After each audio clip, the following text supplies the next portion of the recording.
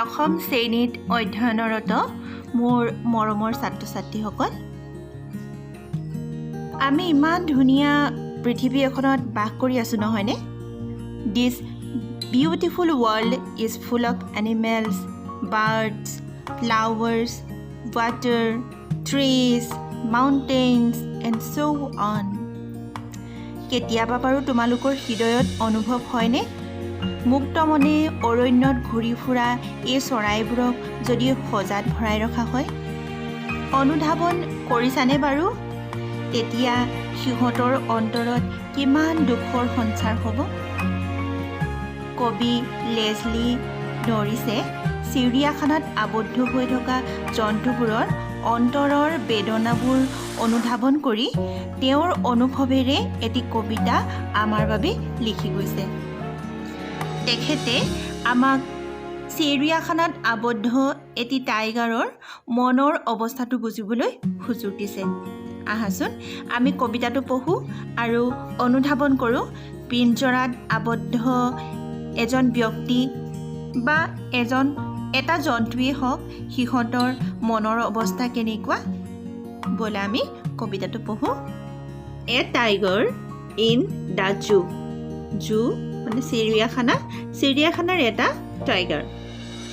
This poem contrast a tiger in the zoo with the tiger in its natural habitat. এই কবিতাটোত জুত থকা এটা টাইগাৰক কম্পেয়াৰ কৰিছে in its natural habitat. The tiger in its natural habitat. এটা টাইগাৰৰ সৈতে যিটো টাইগাৰ নিজৰ প্ৰাকৃতিক পৰিৱেশত বাসস্থানত থাকে। habitat means বাসস্থান, নেচাৰেল প্ৰাকৃতিক মানে প্ৰাকৃতিক বাসস্থানত থকা এটা টাইগাৰক জুত থকা চিৰিয়াখানাত থকা এটা টাইগাৰৰ সৈতে মিলাই চাইছে এই কবিতাটোত।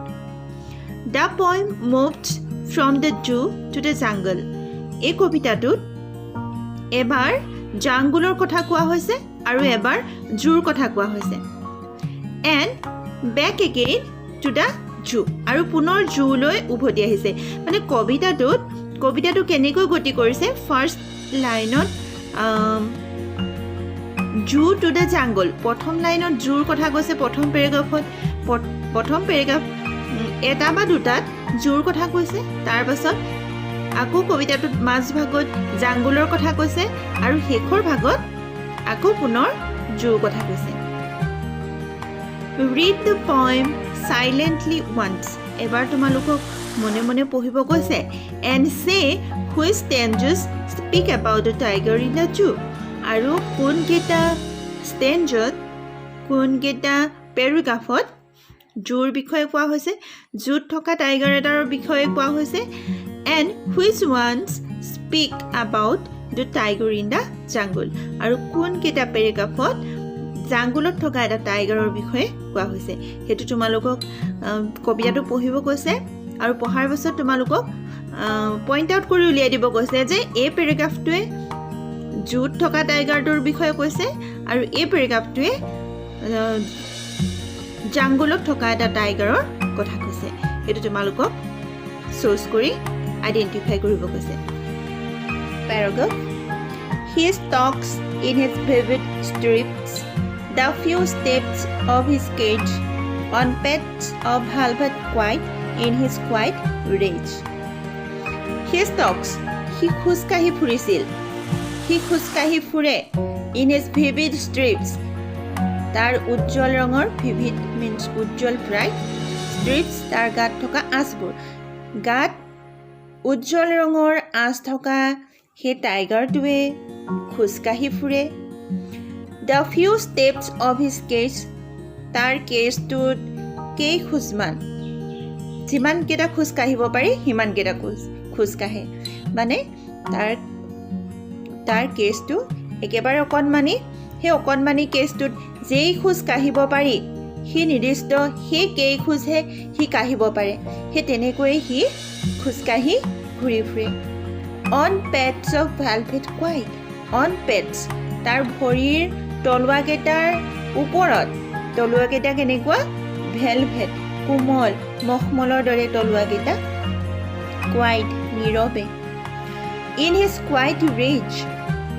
কোৱাইট ৰেজ তাৰ নীৰৱ খঙত তাৰ মানে অনবৰতে খং উঠি থাকে আৰু সেই খংটো সি প্ৰকাশ নকৰে মানে নীৰৱ শান্ত এটা খং যিটো প্ৰকাশ কৰিবলৈ উপায় নাই প্ৰকাশ কৰি লাভ নাই গতিকে সি কি কৰি থাকে খংটো নীৰৱে মনৰ ভিতৰতে খংটো লৈ থাকে আৰু তেনেকুৱা এটা টাইগাৰে কি কৰে এটা কেজৰ ভিতৰত তাৰ কোমল কোমল হাতোৰাকেইটাই মনে মনে সি খোজকাঢ়ি ফুৰে আৰু তাৰ টাইগাৰটো কেনেকুৱা দেখিবলৈ তাৰ গাত কি আছে ভিভিড ষ্ট্ৰিপছ আছে আঁচ পৰা উজ্জ্বল আঁচ পৰা এটা টাইগাৰ ঠিকে আমি গম পালোঁ যে ফাৰ্ষ্ট পেৰাগ্ৰাফটোত পইণ্টে এটা কেজত থকা মানে পিঞ্জৰাত থকা এটা টাইগাৰৰ বিষয়ে বৰ্ণনা কৰিছে paragraph number 2 He should be lurking in shadow. He should be lurking. Lurking মানে জুপ লৈ থকা shadow means sun. He ছাঁ এটাত জুপ লৈ থাকিব লাগিছিল Sliding through long grass. দীঘল দীঘল ঘাঁহবোৰৰ মাজেদি সি পিছলি যাব লাগিছিল Near the water hole. এটা ৱাটাৰ হ'লৰ কাষত এটা পানীৰ নিজৰাৰ কাষত where plum deer pass য'ত নুডুকা নুডুকা হৰিণাবোৰ পাৰ হৈ যায় এই পেৰাগ্ৰাফটোত এনেকুৱা এটা পৰিৱেশ ক'ত দেখা পাওঁ আমি জাংগুলত দেখা পাওঁ গতিকে ইয়াত জাংগুলৰ কথা কৈছে paragraph He should be snarling around the houses. He should be snarling. He এতিয়া স্নাৰ্লিং কৰি থাকিব লাগিছিল স্নাৰ্লিং মিন্স গেঙনি পাৰি থাকিব লাগিছিল গুজৰি গুমৰি থাকিব লাগিছিল এৰাউণ্ড দ্য হাউচেছ ঘৰবোৰৰ এৰাউণ্ড চাৰিওফালে এট দ্য জাংগুলছ ইটছ জাংগুলৰ সীমাত থকা জংঘলৰ সীমাত থকা ঘৰবোৰৰ চাৰিওফালে সি এতিয়া গুজৰি গুমৰি থাকিব লাগিছিল বাৰিং হিজ হোৱাইট ফেংছ তাৰ বগা বগা দাঁতকেইটা সি দেখাই থাকিব লাগিছিল হিজ ক্ল'জ তাৰ হাতোৰাকেইটা দেখাই থাকিব লাগিছিল টেৰ'ৰাইজিং দ্য ভিলেজ গাঁৱৰ মানুহবোৰক সি ভয় খুৱাই থাকিব লাগিছিল এই কথাখিনি ক'ত দেখা পোৱা যায় এনেকুৱা ধৰণৰ হয় জাংগুলত next paragraph but he is locked in a concrete cell he এতিয়া লকড হৈ আছে হি আবদ্ধ হৈ আছে in a concrete cell এটা পকাৰ বেৰৰ মাজত পকা ৱাল এখনৰ মাজত হি এতিয়া বন্দী হৈ আছে his strength behind bars তাৰ যিমান ক্ষমতা আছিল তাৰ যিমান ক্ষমতা আছে হি এটা নুডুকা হৰিণা ধৰিব পৰা ক্ষমতা জোৰছে দৌৰিব পৰা ক্ষমতা চাৰিওফালে খোজকাঢ়ি ফুৰা ক্ষমতা জাংগুলত থকা হ'লে সি গাঁৱৰ মানুহবোৰক ভয় খুৱাই থাকিলেহেঁতেন তেনেকুৱা যিবোৰ তাৰ ষ্ট্ৰেংথ আছিলে পাৱাৰ আছিলে তাৰ ক্ষমতা আছিলে সেইবোৰ গোটেইবোৰ এতিয়া এখন বেৰৰ পাছফালে আবদ্ধ হৈ আছে সি এতিয়া বন্দী stalking the length of his cage সি এতিয়া এটা কেজটোৰ দৈৰ্ঘ্যতাৰ ভিতৰতে সি এতিয়া খোজকাঢ়ি থাকিব লগা হৈছে